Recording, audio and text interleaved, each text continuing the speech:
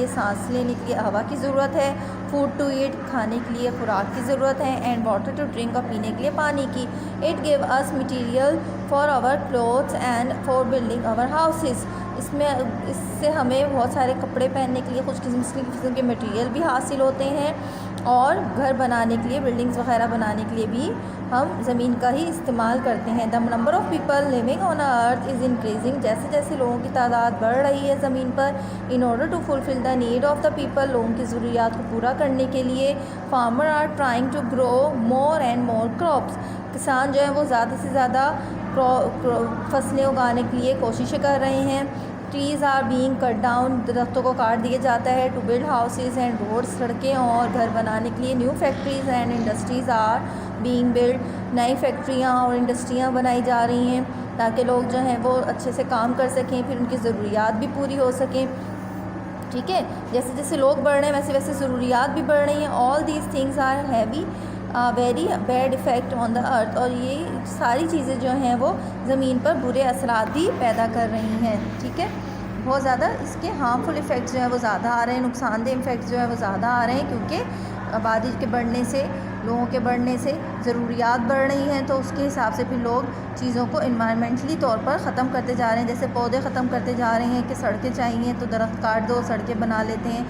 जो किसानों को भी फसलें उगाने के लिए ज़्यादा जगह चाहिए, तो फिर वो फसलें उगाने के लिए फिर मैदान उनको चाहिए, तो वो वहाँ पे उसके लिए भी वो दरख्त और ज़मीन को साफ़ कर देते हैं, दरख्त काट देते हैं, जिसकी वजह से आपकी इन्वायरमेंट जो है वो पोल्यूटेड होती जा रही है।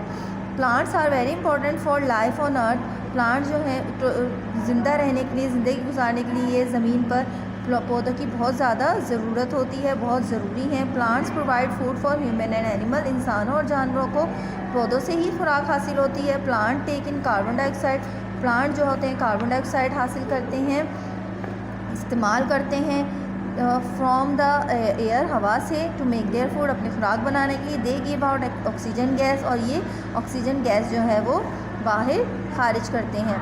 Humans and animals breathe in oxygen gas, इंसान और जानवर जो हैं वो ऑक्सीजन गैस में सांस लेते हैं, and breathe outside carbon dioxide, और अपने सांस जब बाहर की तरफ निकालते हैं तो कार्बन डाइऑक्साइड गैस खारिज करते हैं। ठीक है, trees provide food as well as shelter for many people many animals.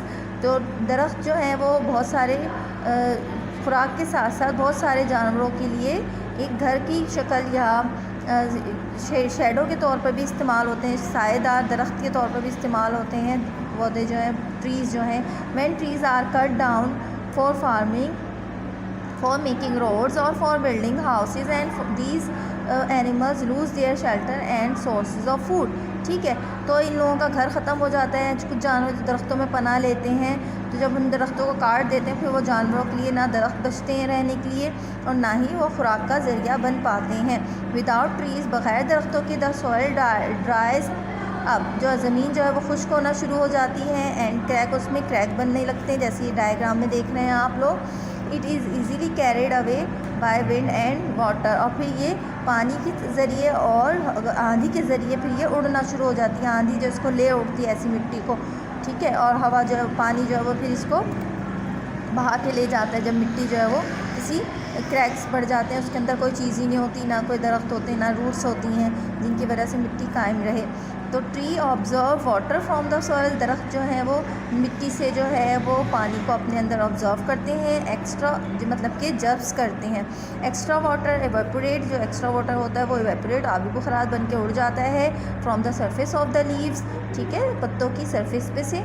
It helps in forming clouds, तो ये दरख्त बादल बनाने में मदद देता है। And so trees affects the rainfall of an area, ठीक है, फिर वो उससे जब बादल बनते हैं तो फिर उस दरख्त की वजह से जब बादल बन जाते हैं तो फिर वो बारिश का ज़रिया बनते हैं वो दरख्त। If we cut down trees, अगर हम दरख्तों को काट दें, no water will be carried from the soil, कोई भी पानी जो है वो मिट्टी से नहीं लिया जाएगा टू लीव्स, और जो तक पत्तों तक पहुँचे, and therefore there will be less rainfall, तो इसलिए फिर हवा जो बारिश है वो फिर कम होती हैं। जैसे आपने थर वगैरह के साहिली इलाका, सहरा वगैरह जो देखे हैं, डेजर्ट वगैरह, वहाँ पे पौधे नहीं होते ना, प्लांट्स ट्रीज़ नहीं होते, तो वहाँ पे फिर बारिशें भी कम होती हैं। वहाँ पर सिर्फ मिट्टी ही मिट्टी होती है, ड्राई होती है, बिल्कुल खुश्क मिट्टी होती है, ठीक है, इसी वजह से होती है। इन्वायरमेंटल एंड पोल्यूशन, ठीक है, इन्वायरमेंट माहौल आपका और उसकी आलूदगी, ठीक है। The natural world that surrounds a living thing is called environment. जो नेचुरल वर्ल्ड जो आप लोगों का लिविंग थिंग्स की वजह से मौजूद है उसको इन्वायरमेंट कहते हैं। The environment affect the growth and development of living thing. हमारा माहौल जो है इर्द गिर्द का ग्रोथ पर और डेवलपमेंट पर, यानी कि उसको बढ़ने के लिए लिविंग थिंग्स के उस पर अफेक्ट करता है, असरअंदाज होता है। Humans are making the environment dirty in many ways. इंसान जो है वो एनवायरनमेंट को बहुत ज़्यादा गंदा कर रहे हैं बहुत सारे तरीक़ों से। Man some unwanted and harmful material appear in environment we call it pollution. जब कोई हमारी नाखुशगवार या नुकसानदेह मटीरियल जो है आपकी ज़मीन पर या आपके इन्वायरमेंट में, माहौल में पैदा होने लगता है, उसको पोल्यूशन कहते हैं। Anything which harm the environment, जो चीज़ हमारे एनवायरनमेंट को ख़राब कर रही है, नुकसान पहुँचा रही है, उसको पोल्यूटेंट कहते हैं। Pollutant which can be broken down by bacteria into harmless chemicals और gases are called biodegradable pollutant, ठीक है। ऐसे केमिकल्स जिनके ज़रिए इन बैक्टीरिया, हार्मफुल बैक्टीरिया को ख़त्म किया जा सकता है, इनको बायोडिग्रेडेबल पोल्यूटेंट कहते हैं। Such as those that are used in sewage, कीचड़ वगैरह में, ट्रीटमेंट प्लांट्स को ट्रीट करने में, जब आपको कीचड़ वगैरह पैदा हो जाती है, आप पौधों में पानी लगाते हैं, कुछ ट्रीटमेंट वगैरह करते हैं, तो उसमें भी बैक्टीरिया आ जाते हैं, तो उनको ब्रोक डाउन करने के लिए भी ये इस तरह की केमिकल्स यूज़ किए जाते हैं। Some pollutant that can not be broken down by bacteria, ऐसे जिनको बैक्टीरिया के ज़रिए नहीं ख़त्म किया जा सकता, उनको कहते हैं नॉन बायोडिग्रेडेबल पोल्यूटेंट, ठीक है। प्लास्टिक्स, जैसे कि उसकी एग्जांपल है plastics. If this pollutant enter into the river they can kill plants and animals. तो जब ये सारे इस तरह के मटीरियल जो हैं जो पानी में शामिल हो जाते हैं, दरियाओं में चले जाते हैं, तो ये इंसान और जानवरों पौधों के लिए नुकसानदेह होते हैं। और फिर as this rot away long stretches of the river become heavily polluted and all the fishes are dies। अब फिर जब ये सारी चीज़ें जो है गल सड़कर पानी में शामिल होने लगती हैं, तो ये पड़े पानी में गलना शुरू हो जाती हैं और इस तरह से पानी को ख़राब करती हैं, गदला कर देती हैं। जब पानी गंदा हो जाता है, बहुत ज़्यादा पोल्यूटेड हो जाता है, आलूदा हो जाता है, तो वो पानी आबी जानदारों को, जिसमें जो फिशेस वगैरह हैं, वो फिर मरना शुरू हो जाते हैं इसकी वजह से। Way to reduce the impact of non biodegradable material on the environment. ऐसे मटीरियल्स को रिड्यूस करने का कौन सा तरीका है? अडॉप्ट 3 वेज़, 3 जो पॉलिसीज़ हैं। नंबर 1 रिड्यूस करें, क्या रीयूज़ करें या रिसाइकिल करें, कम करें, उसको दोबारा से इस्तेमाल करें, रिसाइकिल करें, ठीक है। Say no to plastic grocery bag use ना करें। डू नॉट वेस्ट पेपर ज़ाया मत करें। Write on both side piece of paper के दोनों तरफ से लिखें। Reuse paper bag and envelope और पेपर बैग को आप इस्तेमाल करते रहिए। Buy items made to recycle material, ऐसे आइटम्स खरीदिए जिनको रिसाइकिल किया जा सके। Recycle container you can not use, अपने कंटेनर्स, ऐसे रिसाइकिल कंटेनर्स को इस्तेमाल में ना लाइए। Make compost with kitchen waste, ठीक है। किचन वेस्ट का जो कंपोस्ट हुआ हुआ मटीरियल है उसको रिसाइकिल करिए। वेजिटेबल फ्रूट्स वगैरह के छिलकों वगैरह को भी सही से गार्बेज कीजिए and use them in your garden as a fertiliser. और बहुत ज़्यादा कोशिश कीजिए कि इनको अपने ज़मीन को ज़रख़ेज़ करने के लिए और अपने गार्डन में, बाग में इनका इस्तेमाल कर लें। कुछ ऐसे होते हैं, कुछ के छिलके, कुछ पौधों के फलों के, कुछ प्लांट्स में ऐसे यूज़ कर लेते हैं इन जो पत्तों को, जो है ना, पुराने छिलकों को, तो उनमें दबा दिया जाता है मिट्टी में, तो उससे मिट्टी जो है आपकी बहुत अच्छी ज़रख़ेज़ हो जाती है, तो उसमें फिर पौधे जो बहुत अच्छे से नशोनुमा पाते हैं। Air, water and land can make polluted by harmful chemical. हवा, पानी और ज़मीन जो है वो हार्मफुल केमिकल्स की वजह से जो है वो पोल्यूटेड हो रही है। Waste material that may be solid, liquid और गैस, ऐसे मटेरियल जो कि सॉलिड, लिक्विड और गैस सब फॉर्म में पाए जाते हैं।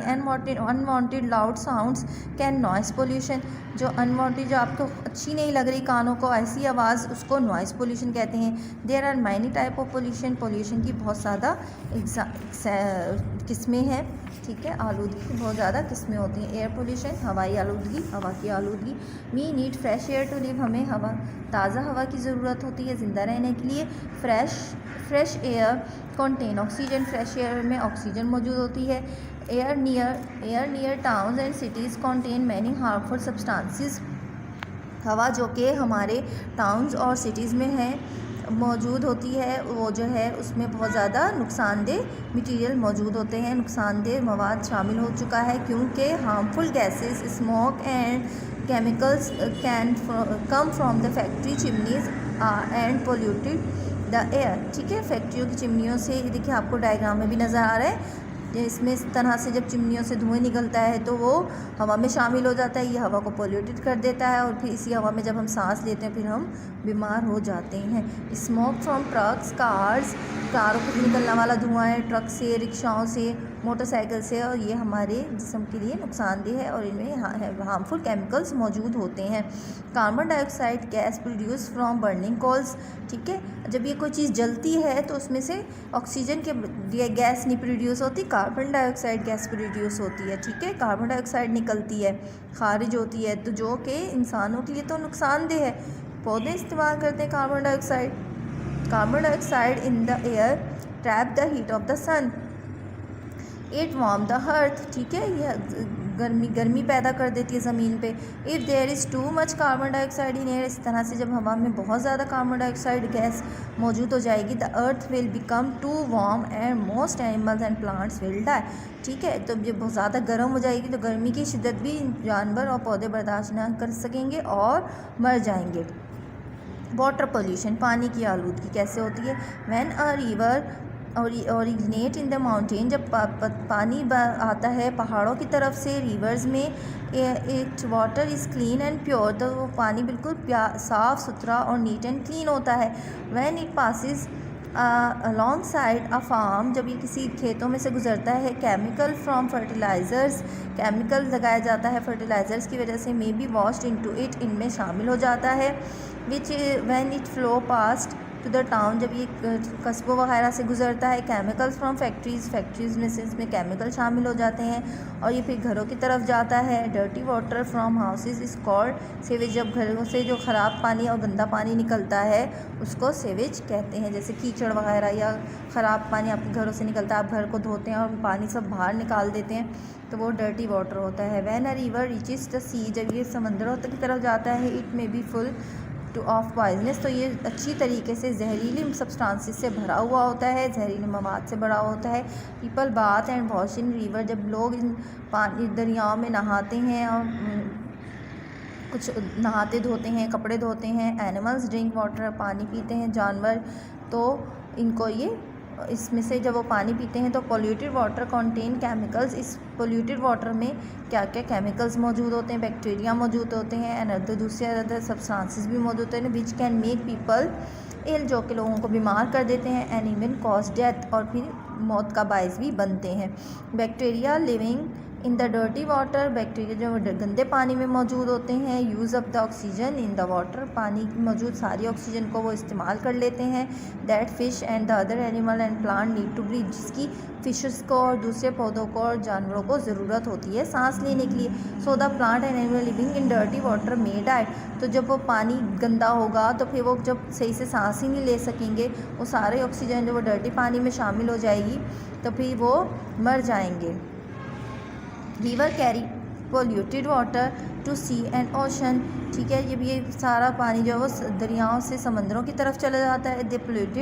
The pollution can kill animals, sea animals को ये मार देता है। फैक्ट्रीज़ इन मैनी कंट्रीज़, बहुत सारी कंट्रीज़ में जो फैक्ट्रियाँ हैं वो dump their rubbish and waste material into the sea, वो अपना सारा कचरा है, कूड़ा करकट है, सारा कुछ वेस्ट मटेरियल जो है वो पानी की तरफ, समंदरों की तरफ खोल देती हैं। Oil tankers carry tons of oil, oil tankers में बहुत ज़्यादा तादाद में, टनों की तादाद में ऑयल मौजूद होता है।